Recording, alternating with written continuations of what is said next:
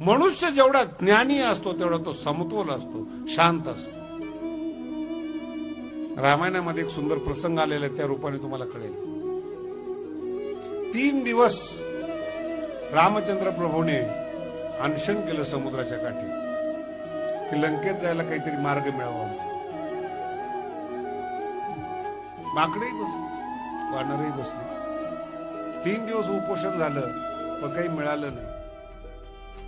म्हणजे रामचंद्रापासून आतापर्यंत जेवढे उपोषण करणारे आहेत त्यांना काही मिळत नाही, हे रामचंद्रापासून शिकण्यासारखं आहे.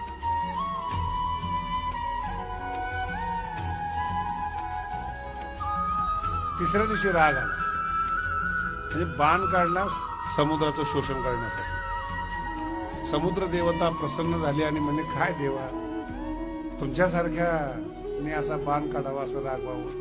अरे मग काय करू, काय करायचंय म्हणे, काय पाहिजे तुम्हाला. ते म्हणे पलीकडे जायचंय. अवघडी छोटी गोष्ट आहे. समुद्र देवता रामाला म्हणते बरं का, छोटी गोष्ट आहे.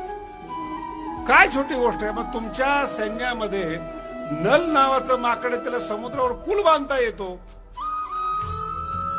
रामचंद्र प्रभू म्हणले, माझ्या सैन्यामध्ये माकड आहे नल, आणि त्याला समुद्रावर पूल बांधता येतो, ते तर माझ्या बरोबर उपोषणाला बसले. म्हणून विचारा त्याला. बोलवलं नलाला, त्याला विचारलं, तुला पूल बांधता येईल का तू तिथपर्यंत. मग तू तर उपोषणाला बसला. म्हणे आमचं कर्तव्य आहे तुमचं आज्ञा पालन करणं. मग तू सांगितलं का नाही की तुला पूल बांधता येतो म्हणून. नलाने सांगितलं, ही भारतीय संस्कृती आहे, विचारल्याशिवाय सांगू नये. मान मिळवावा लागत नाही, मान मिळत असतो. माझा शब्दाचा अर्थ लक्षात ठेवा. बांधकाम करण्यामध्ये तज्ञ असणारा, समुद्रावर पूल बांधण्याची ताकद असणारा शांत बसतो, ही योग्यता आहे साधू, ही क्षमता आहे दाबण्याची. येत काहीच नाही आपल्याला. आपलं वागणं पहा, आपला अहंकार पहा, आपलं जीवन जगण्याची पद्धत पहा, थोडं कळतं. त्याच्यावर सुद्धा ज्ञानोबारांची ओवीत 1-2 शब्द नीट बोलता येतात. ज्ञानोबा म्हणतात, मूर्खाची जिभे अक्षराचा आंबोखा, अक्षराचा थेंब पडतो, थेंब. आणि मग तो ब्रह्मसभे नलजे जायचा विद्वान लोकांपुढे भाषण करायला लागतो. अरे एकच शब्द मिळाला आताशी, एकच भाषण येते.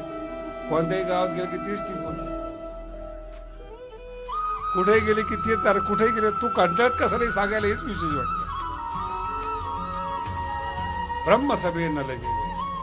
म्हणून ताकद आहे माणसामध्ये, ती दाबता आली पाहिजे, क्षमता दाबता आली पाहिजे, ती ताकद आहे. उफाळून येणं अवघड आहे. त्याच्याही पेक्षा पुढे जाऊन सांगतो, शांत बसणं अवघड आहे.